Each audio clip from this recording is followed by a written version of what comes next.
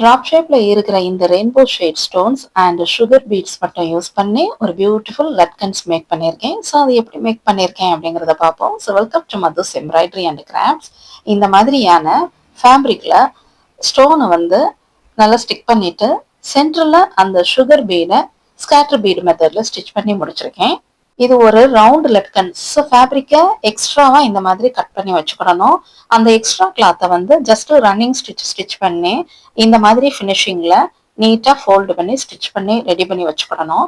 இந்த மாதிரி இப்ப பேக் சைட்ல காட்டுறேன் பாருங்க, இந்த மாதிரியா இருக்கணும். ஜஸ்ட் ரன்னிங் ஸ்டிச் மட்டும்தான். இதே மாதிரி 4 பீசஸ் மேக் பண்ணிக்கிடணும்.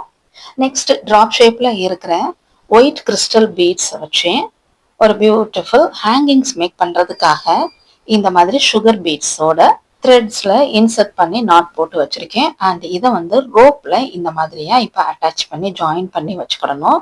இந்த நாட்ஸ் எல்லாம் மறைக்கிறதுக்காக நம்ம ஆல்ரெடி மேக் பண்ணி இருக்கிற அந்த ரவுண்ட் லட்கன்ஸை இது மேலாப்ல வச்சு ரோப்போட ஜாயின் பண்ணி ஸ்டிச் பண்ணிக்கிடணும்.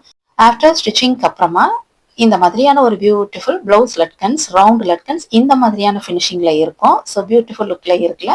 ஓகே, இது வரைக்கும் சேனலை சப்ஸ்கிரைப் பண்ணாதவங்க சப்ஸ்கிரைப் பண்ணிக்கோங்க. தேங்க்ஸ் ஃபார் வாட்சிங்.